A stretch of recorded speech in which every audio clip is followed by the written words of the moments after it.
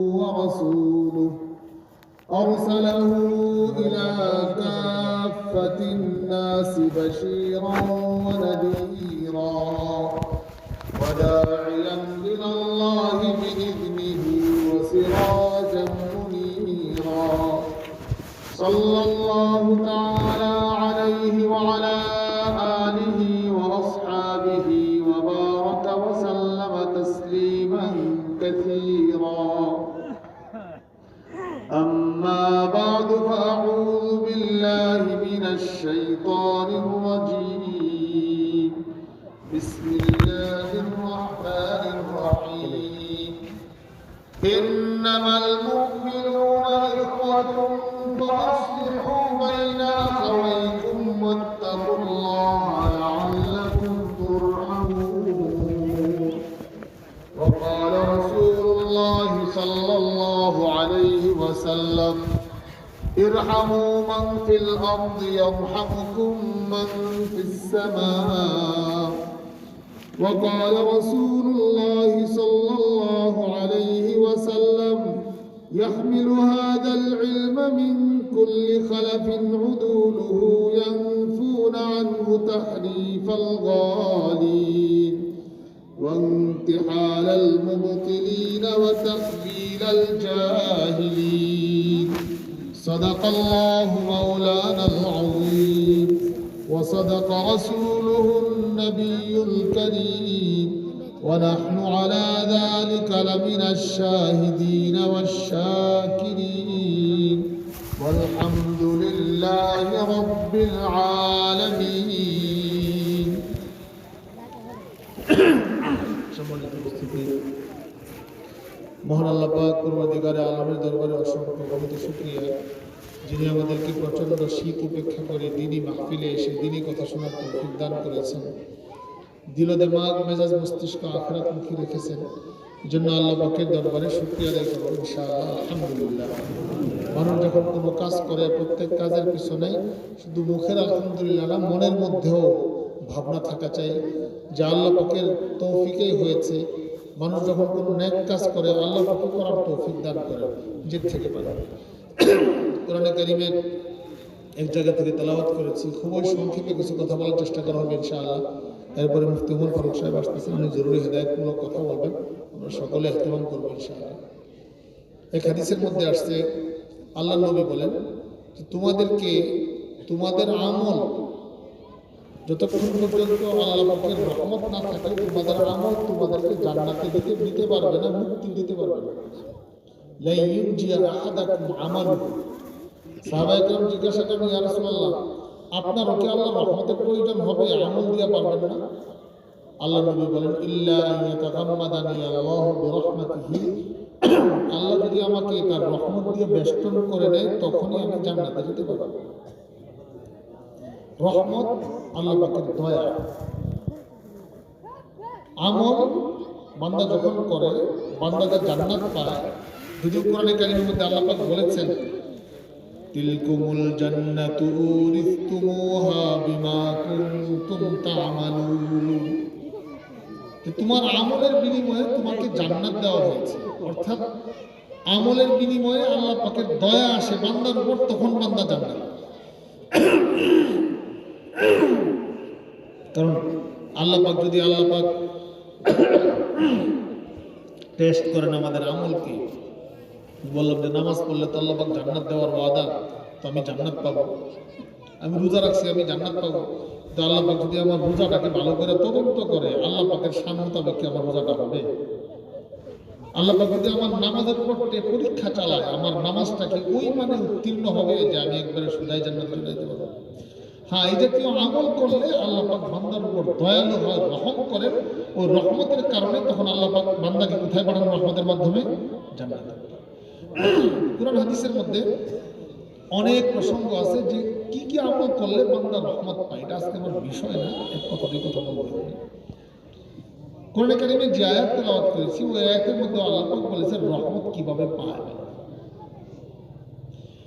إنما المؤمنون إخوة فأصلحوا بين أخويكم واتقوا الله لعلكم ترحمون মুমিনরা ভাই ভাই, তোমরা পারস্পরিক মিল মহব্বতের সাথে চলো এবং আল্লাহকে ভয় করো, তাহলে তোমরা আল্লাহ পাকের রহমত প্রাপ্ত হবে। তাহলে বোঝা যায় পারস্পরিক ঝগড়া ফসাদ করলে আল্লাহ পাকের রহমত উঠে যায়, মহব্বতের সাথে চললে সমাজে আল্লাহ পাকের রহমত আসে। এটা আল্লাহ পাকের রহমত পাওয়ার একটা মাধ্যম। কোরআন وَإِذَا قُرِئَ الْقُرْآنُ فَاسْتَمِعُوا لَهُ وَأَنصِتُوا لَعَلَّكُمْ تُرْحَمُونَ। যখন কোরআন পড়া হয় তোমরা কান লাগায় কোরআন শোনো, চুপ করে থাকো, তাহলে আল্লাহ পাকের রহমত পাবে, আল্লাহ পাকের দয়া পাবে। তাহলে কোরআনের সময়, কোরআন পড়ার সময় চুপ করে থাকা, ভালো করে কথা শোনা, ব্যাখ্যা শোনা, কোরআনকে মনোযোগ দিয়ে শোনা, এটাও আল্লাহ পাকের রহমত পাওয়ার মাধ্যম। আরো অনেক আমল আছে যে আমলগুলোর মাধ্যমে বান্দা আল্লাহ পাকের রহমত পায়। মসজিদে যখন আমরা ঢুকি কি দোয়া করি? আল্লাহুম্মা ইফতাহ লি আবওয়াব রাহমাতিক, হে আল্লাহ আপনি আমার জন্য আপনার রহমতের দরজাগুলো খুলে দিন। তো মসজিদে যখন ঢুকে রহমতের দরজা খুলে দেন। আবার নামাজের যখন অপেক্ষায় থাকে ফেরেশতারা বলতে থাকে আল্লাহুম্মা গফির লাহু ওয়ারহামহু, হে আল্লাহ আপনি তাকে মাফ করে দেন, আপনি তার উপর রহম করেন। আর যে হাদিস পড়েছি, قال رسول الله صلى الله عليه وسلم ارحموا من في الارض يرحمكم من في السماء। শুরুতে আর রহমান ইয়ারহামুহুমুর রহমান, ইরহামু মান ফিল আরদি ইয়ারহামুকুম মান ফিস সামা।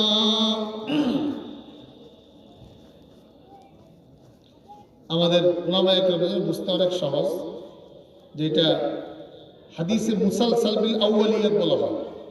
আগের জামানার মুহাদ্দিসরা কাউকে হাদিস পড়াইলে প্রথমেই হাদিস পড়াইতো। আমি দারুল দেওবন্দের শাইখ হাসানি আব্দুল হক আজম সাহেব রহমতুল্লাহ আলাইহির কাছ থেকে এই হাদিসের মুসালসাল সনদ আছে। শেখ আব্দুল ফত্তাহ উদ্দার রহমতুল্লাহ আলাইহি কথাটা এই জন্য বললাম, আহলে ইলমদের কাছে কৌতূহল মনে হতে পারে, ইয়ারহামুকুম রফা দিয়ে পড়া হয়েছে। জাফরুল আমানির তালিকের মধ্যে লম্বা আলোচনা করেছেন ইরহামু মান ফিল আরদি ইয়ারহামকুম মান ফিস সামানা, এখানে বিশেষ কারণে ইয়ারহামকুম মান ফিস সামা হবে। বাস এটুকু মনে রাখলে সহজ হবে। কারো মনে হতে পারে আমরের পরে আসছে, এখানে তো সাকিন হওয়ার কথা, জজম হওয়ার কথা, এইখানে জজম হওয়ার কথা। ইরহামু মান ফিল আরদি ইয়ারহামকুম মান ফিস সামা। আল্লাহ বলেন যারা রহম করে আল্লাহ পাক রহমানও তাদের উপর রহম করে। এরপরে আল্লাহ নবী বলেন তোমরা জমিনওয়ালার উপর রহম করো, আসমানওয়ালা তোমাদের উপর রহম করে। ইরহামু মান ফিল আরদি ইয়ারহামুকুম মান ফিস সামা। আসমানওয়ালা তোমার উপর রহম করবে, তুমি কি জমিনওয়ালার উপর রহমের আচরণ করো, দয়ার আচরণ করো। মানুষের সাথে আচরণ করতে দয়া, নরম, রহমত, ভালোবাসা মানুষের প্রতি থাকা। فبما رحمة من الله لنت لهم ولو كنت فظا غليظ القلب لانفضوا من حولك فاعف عنهم واستغفر لهم وشاورهم في الأمر فإذا عزمت فتوكل على الله إن الله يحب المتوكلين। আল্লাহ পাক বলেন হে নবী, আল্লাহ পাকের পক্ষ থেকে আপনার উপর রহম এবং দয়া আছে, এই জন্য আপনি মানুষের সাথে নরম আচরণ করেন। আল্লাহ পাকের পক্ষ থেকে আপনার উপর রহমত বর্ষণ হয়, এই জন্য আপনি মানুষের সাথে নরম আচরণ করেন। সাহাবায়ে কেরাম কথাগুলো করে এমন আমল করেছেন, পুরা জিন্দেগি একজন আরেকজনের সাথে আচার আচরণে সবসময় রহমতের আচরণ করেছেন, দয়া দয়া দয়া দয়া। কারণ দুনিয়াবাসী দুনিয়াতে দুর্বল কোন ব্যক্তির উপর দয়া করলে আসমানওয়ালা শক্তিশালী পরাক্রমশালী আল্লাহ পাক আমার উপর দয়া করে। সাহাবায়ে কেরামদের পুরো জিন্দেগির মধ্যে এক সাহাবী রাসূলের কাছে, ইয়া রাসূলুল্লাহ আমার ভাই তেমন কাজ করে না, আমি সব কাজ করি। আল্লাহ নবী কি বলেন, ইন্নামা তুনসারুনা ওয়া তুরযাকুনা বিযুআফাইকুম। তোমাদের মধ্যে যারা দুর্বল এদের উসিলায় তোমাদের সবলদের রিজিকের ইন্তজাম হয়। আপনার বাবা বিছনায় শুয়ে আছে, প্যারালাইজড। আপনি মনে করছেন বুঝা, চিকিৎসা করতে হয়, খরচ চালাইতে হয়। উনার প্যারালাইজড অবস্থায় বিছানায় শুয়ে থাকার কারণে আপনার ঘরে রহমত আসে, আপনার ঘরে বরকত আসে, আল্লাহ রিজিক পাঠান। হাদিসের মধ্যে আসছে, কোনো ব্যক্তি যদি কোনো অসুস্থ ব্যক্তিকে দেখতে যায়, সে যেন জান্নাতের বাগানের মধ্যে আছে, সে রহমতের মধ্যে থাকে।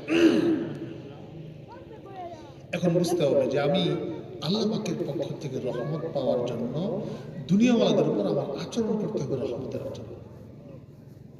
দুর্বলদের সাথে, উস্তাদ ছাত্রের সাথে, শাসক শাসিতের সাথে, কর্মকর্তা কর্মচারীর সাথে, মালিক তার শ্রমিকের সাথে, বিশেষ করে এই সমস্ত জায়গাগুলোতে নরম আচরণ করতে হবে।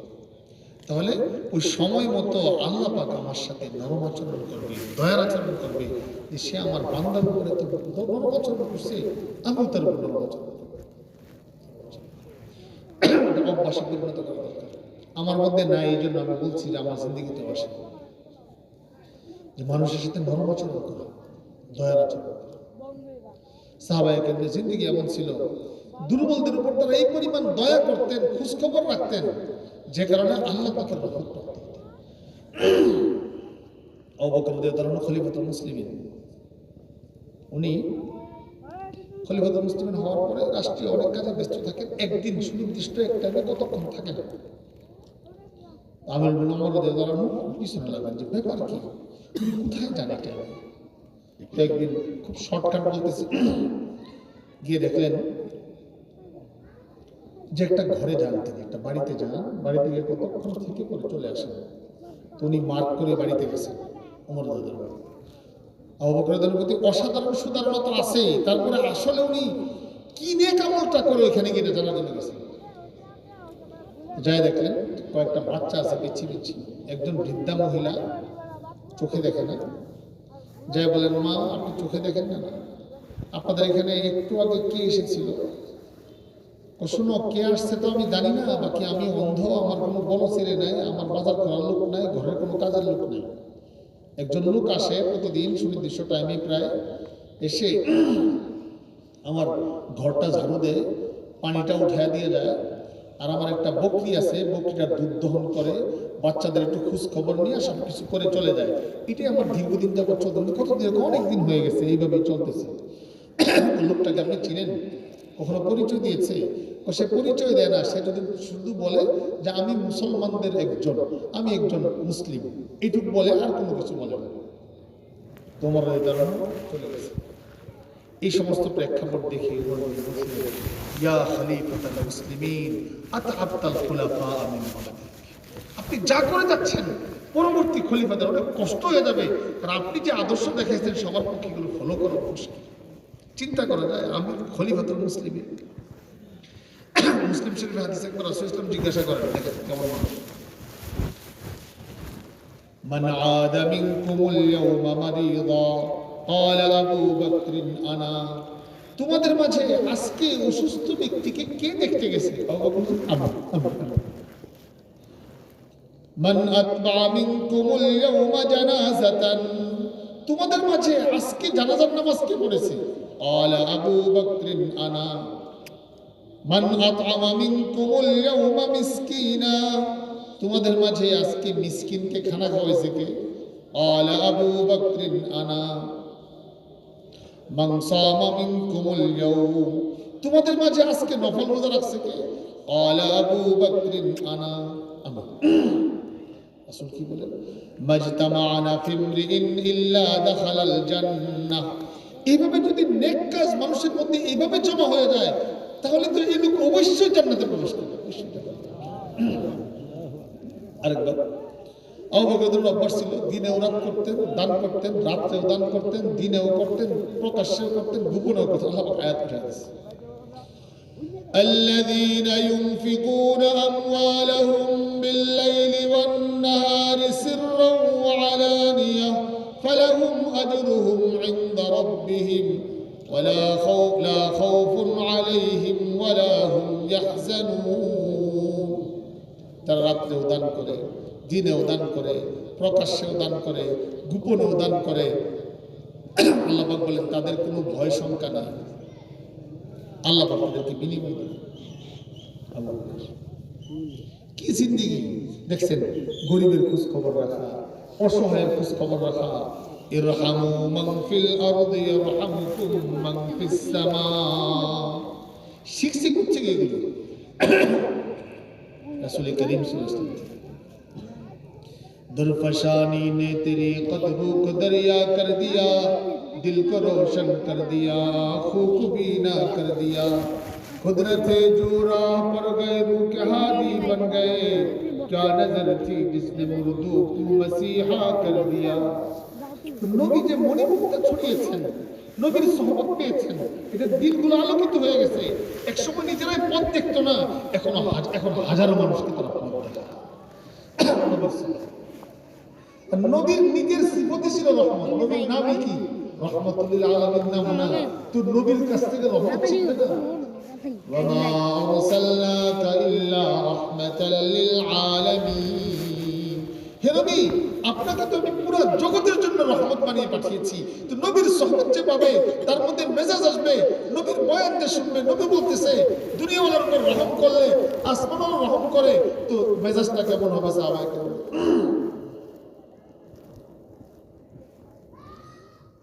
जो आसी को कमली में अपने छुपा ले, जो दुश्मन को भी जख्म खा कर दुआ दे, उसे और क्या नाम देगा जमाना, वो रहमत नहीं है तो फिर और क्या है।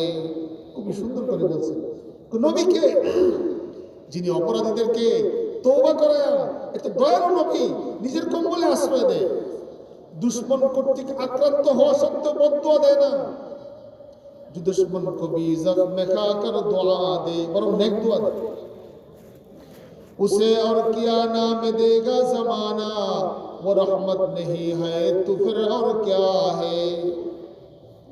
জমানা ওনাকে কি নাম দিবে? তিনি আল্লাহ পাকের দয়া না, রহমত না, দুনিয়ার কি হবে? ওয়ামা আরসালনাকা ইল্লা রাহমাতাল লিল আলামিন। হে নবী, আপনাকে আমি পুরো পৃথিবীবাসীর জন্য রহমত বানিয়ে পাঠিয়েছি। এটা মস্ত করা চাই যে দুর্বলদের সাথে আমি ভালো আচরণ করব, আমি মানুষের দয়া আচরণ করবো, এমন এক সিফত পুরো জিন্দেগিতে আসতে পারে। আমিরুল মুমিনিন ওমর রাদিয়াল্লাহু আনহু ঘটনা মনে করছে, শুনেন। একবার আমিরুল মুমিনিন ওমর রাদিয়াল্লাহু আনহু রাতের বেলায় বের হয়েছেন দেখার জন্য জনগণ কে কি অবস্থায় আছে, কার কি হালাত খোঁজ নেওয়ার জন্য বের হয়েছেন। সাথে ওনার খাদেমের নাম ছিল আসলাম, তাকে নিয়ে বের হয়েছে। দেখেন একটা নতুন তাবু, আরব দেশে মরুভূমির মধ্যে মানুষ সফর করলে কোনো সুবিধা অসুবিধা হলে তাবু খাটিয়ে থাকে, এরপরে আবার সফর শুরু করে। নতুন তাবু দেখলে, দেখার কারণে উনি কাছে গেলেন, জিজ্ঞাসা করেন, ভাই কি সমস্যা, আপনি এখানে কি করতেছেন? ইযহাব হাযা লাইসা মিন শানিক, আপনি যান, এটা আপনার বিষয় না, আমার ব্যক্তিগত বিষয়। উনি তো আমিরুল মুমিনিন উমরকে চিনে না। উমর কি জিনিস জানেন? পুরো পৃথিবীকে অর্ধেক ভাগ করলে এর চেয়েও বিশাল বড় এক ভূখণ্ডের তিনি রাষ্ট্রনায়ক। বুঝলাম আপনাদের ভাষায় বললাম রাষ্ট্রনায়ক, এই শব্দে আসলে আসল কথা আসে না। উনি আমিরুল মুমিনিন, বুঝার জন্য বললাম রাষ্ট্রনায়ক। বর্তমান বিশ্বে এত বড় রাষ্ট্রনায়ক, এত বড় রাষ্ট্র বুঝার জন্য বলি, মনে করেন আমাদের সামান্য এমপি, চেয়ারম্যান, মেম্বার, সমাজের একটু গণ্যমান্য ব্যক্তি, প্রভাবশালী শিল্পপতি, তাদেরই কি প্রভাব, আর যিনি আমিরুল মুমিনিন তার কি পরিমাণ প্রভাব থাকবে মানুষের কাছে। প্রভাব তো মানুষের কাছে এমন, নাম শুনলে ভয় কাঁপে। একবার এক দেশের রাষ্ট্রদূত রাষ্ট্রের সাথে সাক্ষাৎ করার জন্য জিজ্ঞাসা করছে, উনি কই? সামনে যান, সামনে যান, কাছে ওই যে, যেই বলছি ওই যে, কাঁপতে কাঁপতে ওটা পড়ে গেছে। কি বলেন?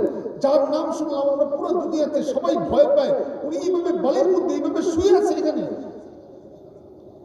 ওই বিশাল সিংহাসনের উমর আর এই বালিতে শুয়ে থাকা উমর কোনো বেশ কম নাই। ওই সিংহাসনে থাকলে যেমন মানুষ ভয় পায়, বালিতে থাকলেও ভয় পায়। হযরত তারসাদ আযহাকা তাকওয়া মুজিদ, যে ব্যক্তি আল্লাহকে ভয় করে তাকওয়া থাকে, জিন ইনসান যেই তাকে দেখে ভয় করে। তারসাদ আযওয়ায়ে জিন্ন ইনস হর কিদি তাকওয়ার ভয়, যে আল্লাহকে ভয় করে পুরো দুনিয়াও তাকে ভয় করে। যাই হোক, মলিক বলেন ইযহাব লাইসা হাযা মিন শানি, এটা আপনার বিষয় না, আপনি যান। উনি বলেন ভাই বলেন না কি হয়েছে, বলেন না কি হয়েছে। তো আসল ব্যাপার হলো আমরা পারিবারিকভাবে একটু সমস্যায় পড়েছি, আমাদের সহযোগিতার জন্য আমরা আমিরুল মুমিনিন উমরের কাছে যাচ্ছি। যাওয়ার পথে আমার বিবির সন্তান সম্ভব ছিল, হঠাৎ করে তার প্রসব বেদনা উঠে গেছে, এখন আর যাবো কোথায়, এই জন্য এখানেই তাবু করে আছি। তো এখন আমার করার কোনো কিছু নেই আল্লাহর কাছে বলা ছাড়া। তার কাছে কোনো মহিলা নাই, কোনো নার্স নাই, কোনো জরুরি কোনো সামানপত্র নাই যে একজন মানুষ সন্তান সম্ভব মহিলা তার সন্তান জন্ম দেওয়ার সময় যা যা প্রয়োজন হয় এমন কোনো ব্যবস্থা নাই। এই জন্য আমি বাহিরে পাইচারি করতেছি আর দোয়া করতেছি আল্লাহ যেন ব্যবস্থা করে। তো আমিরুল মুমিনিন ওমর রাদিয়াল্লাহু আনহু পরিচয় দেন নাই। উনি বলেন আপনি কিছু মনে না করলে আমি একটা কাজ করি, আমি থাকেন আমি আসছি। ওনাদের আল্লাহ পাকের ভয় কি পরিমাণ ছিল। সাথে সাথে আসলামকে বলল আসলাম দ্রুত চলো। এত দ্রুত যাওয়া শুরু করছেন। আসলাম বলে এত দ্রুত যাওয়া দেখে আমারই ভয় লাগছে, এত তাড়াতাড়ি যাচ্ছে। যা বিবির কাছে হাজির, বিবির নাম উম্মে কুলসুম। যা বলতে শোনো আজকে তোমার জন্য বিশাল এক নেক কাজের অফার নিয়ে আসে, তুমি রাজি? আমিরুল মুমিনিন কি বলেন আমি রাজি। তো কি কাজের অফার? ঘটনা শোনালেন। মরুভূমির মধ্যে এমন একজন মহিলা কাতরাচ্ছে, তার বাচ্চা জন্ম দিবে কিন্তু কোনো লোকজন নাই, কষ্ট করতেছে। ওরা আসতেছিল আমাদের কাছে, পথে সমস্যা হয়ে গেছে।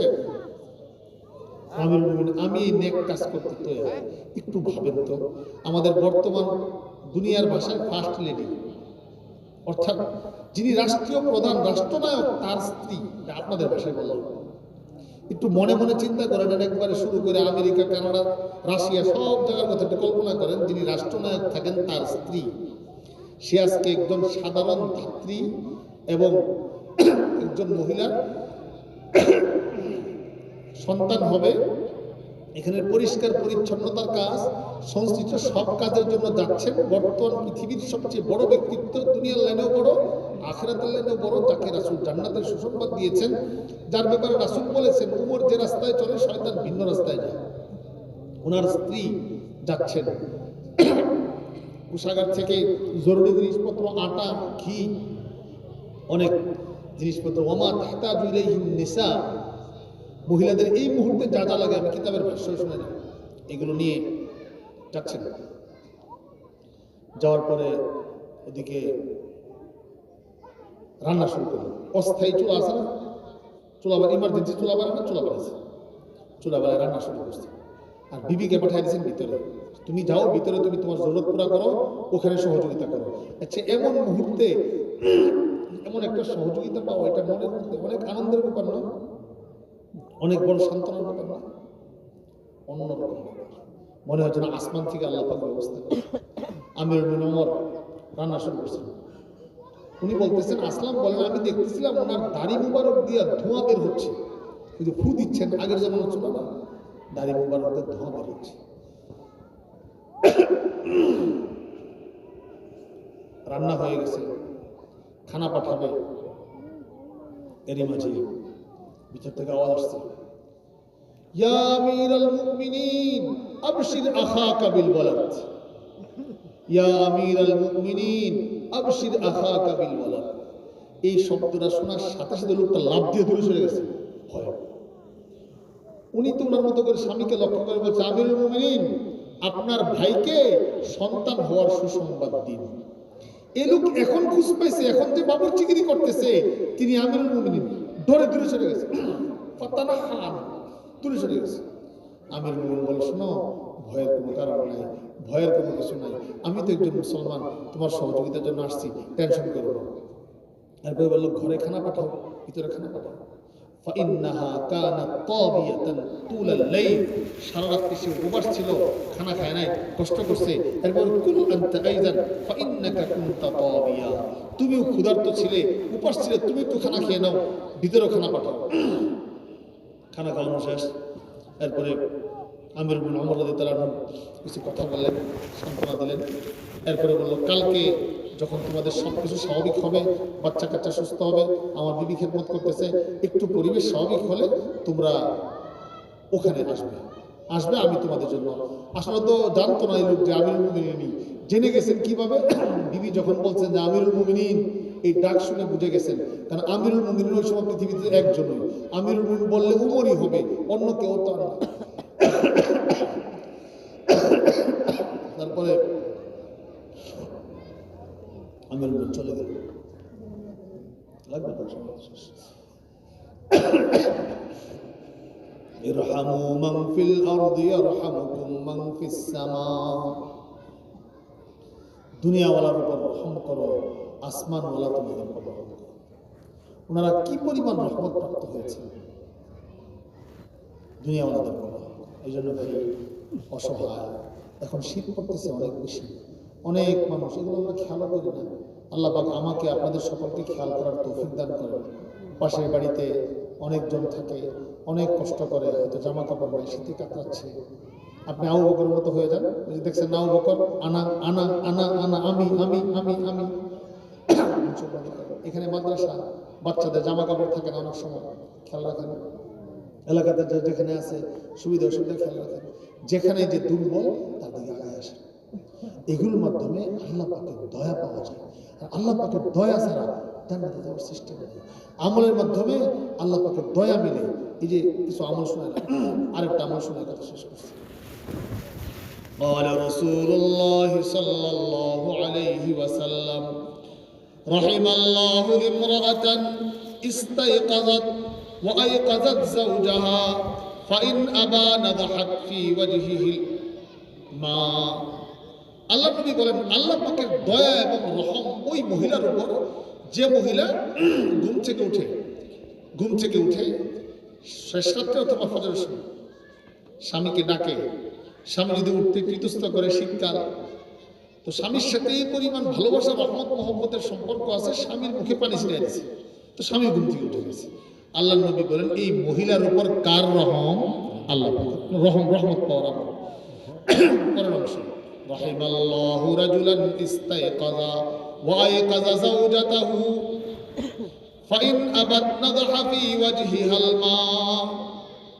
আল্লাহ পাকের দয়া ওই পুরুষের উপর যে পুরুষ ঘুম থেকে উঠে স্ত্রীকে ডাকে, স্ত্রী উঠতে যদি ইতস্ত করে, স্ত্রীর মুখে পানি ছিটিয়ে দেয়, দুজন উঠে দুজন নামাজ পড়ে, ওই মহিলার উপর আল্লাহ পাকের দয়া, পুরুষের উপর আল্লাহ পাকের দয়া। ভাই আমরা চেষ্টা করবো দয়াটা পাওয়ার জন্য। এই দয়া আপনার ঘরে ঢুকলো, বয়ান শুনতেছেন, কোরআন শরীফের তাফসীর শুনতেছেন, শুনলেন, মন লাগায় রহমত পাইলেন। সমাজে মিল মহব্বতের সাথে থাকবেন। আগে শুনেছি আয়াত লাআল্লাকুম তুরহামুন, রহমত পাবেন। মসজিদে আসছেন, ফেরেশতা দোয়া করতেছে, আল্লাহুম্মা গফির লাহু ওয়ারহামহু, হে আল্লাহ আপনি তাকে মাফ করেন, আপনি তার উপর রহম করেন, রহমত পাচ্ছেন। তেমনি ভাবে বাজারে যাচ্ছেন, দোকানে যাচ্ছেন, বুখারী শরীফ, قال رسول الله صلى الله عليه وسلم رحم الله رجلا سمحا إذا باع وإذا اشترى وإذا اقتضى। আল্লাহ পাকের দয়া ওই ব্যক্তির উপর, ওই বিক্রেতার উপর। এখানে বাজার আছে না, বাজারে বেরো খেয়াল করে শুনুন, আল্লাহ পাকের দয়া ওই বিক্রেতার উপর যে বিক্রির সময় নরম নরম কথা বলে, তার উপর দয়া কার, রহমত কার? বিক্রেতার উপর। তেমনি ভাবে আল্লাহ পাকের দয়া ওই কাস্টমারের উপর যে বিক্রেতার সাথে সুন্দর সুন্দর কথা বলে। তেমনি ভাবে আল্লাহ পাকের রহমত বর্ষিত হয় ওই ব্যক্তির উপর যখন টাকা দেওয়া যায়, তখন নরম নরম কথা বলে। হাদিসের মধ্যে আসছে, এক লোক ইন্তেকালের সময় ফেরেশতা জিজ্ঞাসা, হাল আমিলতা মিন খায়রিন, তুমি কোনো ভালো আমল করছো? সে খুঁজা কোনো আমল পায় না। শেষে বলতেছে, আল্লাহ এক ফেরেশতা একটা আমল করি আমি, কি? উনজিরুল মুসিরা ওয়া আতাজাওয়াজু আনিল মুসির। আমার কাছে কেউ কেনাকাটা করতে আসলে অনেক সময় টাকা থাকতো না, অনেকে ধনী হলে বলতে পারছে কয়দিন পরে দিয়ে, গরিব হলে অনেক সময় দিতে মাফ করে দিন। আল্লাহ বলে, বান্দা যদি এইভাবে বান্দার উপর রহম করে আর মাফ করে দেয়, তা আমার কি সমস্যা? আমি তো তার চেয়ে বেশি রহম করা দরকার, আল্লাহ পাক তাকে মাফ করে দেন। সুবহানাল্লাহ। আল্লাহ পাকের মাফ পাওয়া, দয়া পাওয়ার মাধ্যমে। আগের জমানার ব্যবসা বাণিজ্য কেমন হতো জানেন? দয়ার আচরণ হতো। বাগদাদের ঘটনা, মুসলিম শাসন চলে, কিছু লোক গেছে বাগদাদের মুসলিম শাসন দেখে, ইসলামী শাসন ব্যবস্থা। তো খানা খাওয়ার ইন্তজাম হয়ে গেছে হোটেলে যখন খানা খাইতে গেছে, তো এলাকার লোকেরা খানা খাচ্ছিল, কেউ বলতে পারে লোকটাকে তো চিনতেছি না। তো বললো তাহলে অবশ্যই লোকটা মনে হয় বাহির থেকে এসেছে। কোনো কথা না বলে কেসে গিয়ে টাকা দিয়ে চলে গেছে। টাকা দিয়ে গেল। আমাদের হলে তো আবার যায় বলতাম যে ভাই আপনার টাকা দিচ্ছি, বলে কোনো সমস্যা নাই, কিন্তু উনি বলার জরুরত মনে করবেন। এই লোক যখন খানা খেয়ে আসছে টাকা দিতে, তো টাকা নেন, তো ভাই আপনার তো টাকা দিয়ে গেছে একজন, আমার টাকা কেন দিও, আমাকে চিনে না, আপনাকে চিনে দেখে দিয়ে গেছে, মনে করছে আপনার মেহমান, বাসায় তো জমা দরকার ছিল, আপনি এখানে এসে গেছে, এখানে টাকা দিয়ে গেছে। কি পরিমাণ দয়ার আচরণ মুসাফিরের সাথে, অনেক হাদিস আছে কি কি দয়ার আচরণ করলে আল্লাহ। পরে গেছে দোকানে কেনাকাটা করছে, কেনাকাটা করতে যখন গেছে, কেনাকাটা করতে গিয়ে দেখে কাপড় পছন্দ হয়েছে, কাপড় কিনছে, সব ঠিকঠাক হয়েছে। দামাদামি হওয়ার পরে এখন দোকানদারে করছে কি, কাস্টমারকে নিয়ে গেছে পাশের দোকানে, আসে নিয়ে যাচ্ছেন, আসে কাপড় নামাইছে, কাপড় নামায় সব কাপড় টাপড় দেখাইছে। তো দেখেন যে কাপড়টা আমার দোকানে দেখছেন না, হুবহু কাপড়, ওটা কোনো বেশ কাপড়, একই কাপড়, একই কাপড়, আপনি কাপড়টা নিয়ে যান। বলতেছে ভাই একই কাপড়, আপনার দোকানে দামাদামি করলাম, ওখান থেকে দিলেন না, এখান থেকে এসে দিচ্ছেন, কারণ আমার এখানে কষ্ট করে আসা দরকার ছিল। ভাই একটা রহস্য আছে, সকাল থেকে দোকানদারি করতেছি, এই পরিমাণ কাস্টমার আল্লাহ পাক পাঠাইছেন, আলহামদুলিল্লাহ আজকের জরুরত পুরো হয়ে গেছে। কিন্তু আমার পাশের দোকানদার খেয়াল করলাম উল্লেখযোগ্য পরিমাণ কাস্টমার তার দোকানে আসে না। চিন্তা করা হয় কোন যুগে। এই জন্য আমি চিন্তা করলাম যে আমার তো বেচা কেনা হয়ে গেছে, মাল তো এটা, আপনি কোনো ধোকা খাবেন না, মাল তো এটাই, উনি তো আমার ভাই। ইন্নামাল মুমিনুনা ইখওয়াতুন ফাসলিহু বাইনা আখাওয়াইকুম ওয়াত্তাকুল্লাহা লাআল্লাকুম তুরহামুন। তিনি তো আমার ভাই, মুসলমান ভাই। তো আমি চাচ্ছিলাম ওনার উপর একটু রহমত হোক, ওনার একটু একরাম হোক, আপনি মালটা ওনার কাছ থেকে নিতেন, ওনার একটু বেচা কেনাটা ভালো হতো। এই লোক আসছিল দেখতে ইসলামের শাসন ব্যবস্থা, এখনো সচিবালয়ে যাওয়ার দরকার হয় নাই, রাস্তাঘাটে যা দেখছে এতেই মোটামুটি মাথায় অন্যরকম হয়ে গেছে। আরে কি আজীব কারবার, হোটেলে গেলাম এই আচরণ, দোকানে গেলাম এই আচরণ, বাজারে গেলে এই আচরণ, মসজিদে গেলে এই আচরণ। ইসলাম শিখায়, এগুলো ইসলামের সফলতা, ইসলামের আখলাক, ইসলাম বহিঃপ্রকাশ এবং পুরো দুনিয়াতে ইসলাম ছড়িয়েছে।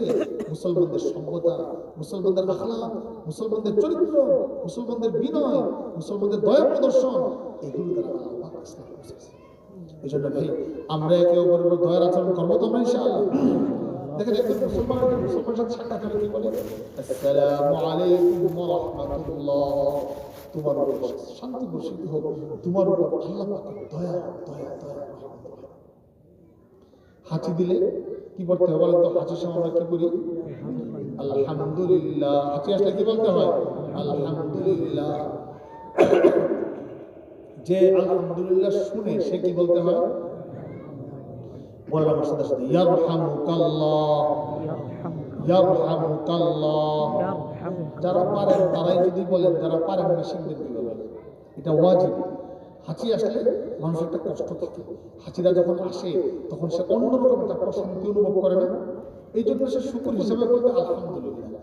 আর যে আল্লাহর প্রশংসা করছে, যে শুনছে, তুমি আমার আল্লাহর প্রশংসা করলা, ইয়ারহামুকাল্লাহ, আল্লাহ তোমার উপর রহম করুন, আল্লাহ তোমার উপর রহমত পাঠাক, সুবহানাল্লাহ। এটা বলা জরুরি। বলেন ইয়ারহামুকাল্লাহ, ইয়ারহামুকাল্লাহ, ইয়ারহামুকাল্লাহ, ইয়ারহামুকাল্লাহ।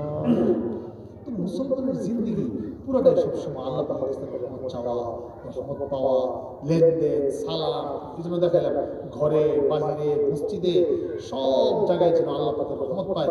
এমনকি জান্নাতে যখন যাবে রাসূল বলছেন, ইল্লা আইয়াতাগাম্মাদানি আল্লাহ বিরহমাতিহি, আল্লাহ পাক আমাকে রহমত দিয়ে বেষ্টন করবে, তখনই আমি জান্নাতে যাব।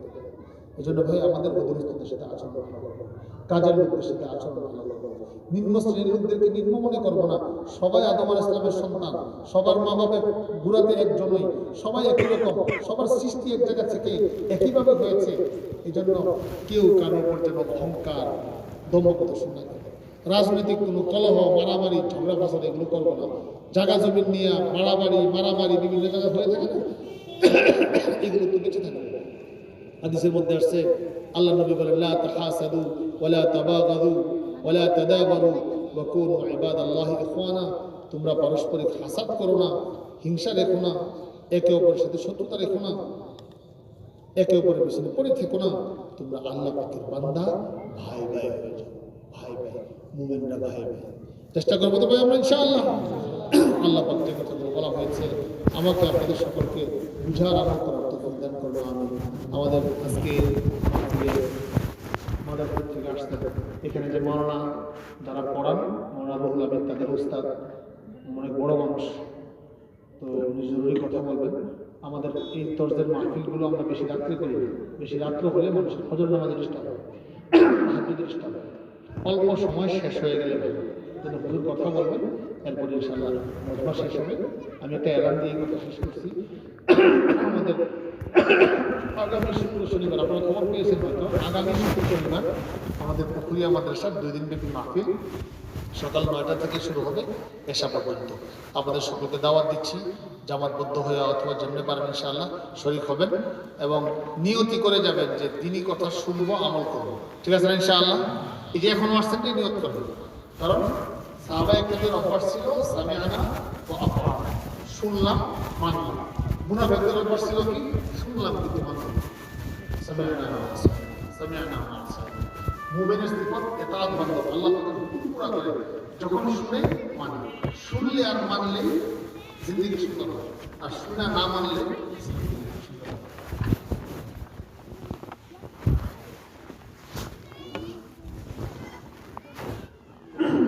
এই জন্য আমরা জিন্দেগি সুন্দর করার চেষ্টা করবো তোমরা ইনশাআল্লাহ। এক হাদিসের মধ্যে আসছে, রাসূল কারীম সাল্লাল্লাহু আলাইহি ওয়াসাল্লাম ইরশাদ করেন, কুল দুআলিমান আও মুতাআল্লিমান আও মুহিব্বান আও মুস্তামিআ ওয়া লা তাকুন খামিসা। তোমরা আলেম হও, ছাত্র হও, তাদেরকে মহব্বত করো, কান লাগায় তাদের কথাবার্তা শোনো। পঞ্চম কিসিম খুব খারাপ। পঞ্চম কিসিম কি? الخامسة أن تبغض العلم وأهله, এলেম এবং আহলের ভালো লাগে না। পঞ্চম কিসিম। হাদিসের মধ্যে আসছে, কিয়ামতের পূর্বে যে কিয়ামতের লক্ষণগুলো আছে, এর মধ্যে একটা লক্ষণ হলো এলেম উঠে যাবে। قال رسول الله صلى الله عليه وسلم لا تقوم الساعة حتى يقبض العلم وتكثر الزلازل وتظهر الفتن ويكثر الحرج। আল্লাহ নবী বলেন কিয়ামত সংঘটিত হবে না। বুখারী শরীফে এই প্রসঙ্গ বিভিন্ন জায়গায় বিভিন্ন শব্দে এসেছে, যেহেতু ভূমিকম্প হয়েছে, ভূমিকম্প হাদিসে এলেম উঠে যাওয়ার প্রসঙ্গ। আল্লাহ নবী বলেন কিয়ামত সংঘটিত হবে না যতক্ষণ পর্যন্ত এলেম উঠে না। এলেম উঠবে যেমনি ওলামায়ে কেরাম দুনিয়া থেকে চলে যাবে, মারা যাবে, আস্তে আস্তে এলেম উঠবে। আর কি? ভূমিকম্প বাড়বে, খালি ঘন ঘন ভূমিকম্প। আমাদের أفأمن أهل القرى أن يأتيهم بأسنا بياتا وهم نائمون أوامن أهل القرى أن يأتيهم بأسنا ضحى وهم يلعبون। الله বলেন দুনিয়াবাসীকে যদি নিরাপদ ভাবতেছে যে রাতের বেলায় তাদের উপর আযাব গজব এসে যাবে, তারা ঘুমন্ত থাকা অবস্থায়। আপনাদের মনে আছে আরেকবার ভূমিকম্প হয়েছিল, ভূমিকম্পের পরে সবাই ফজর নামাজে গেছে, মনে আছে কিনা জানি না। গ্রামগঞ্জে ভূমিকম্পের প্রভাব কম করে আমার মসজিদে আমি জমা পড়তে যখন গেছি, মুসলিমরা বলে ফজরের নামাজের সব পাঁচতলা আমাদের সব হয়ে গেছে, যে কোনো ধাক্কা দিলে জরুরি আল্লাহ পিছে যায়, অবস্থা দিয়ে এমন হয়ে যায় আযাব গজব আল্লাহকে না চিনি।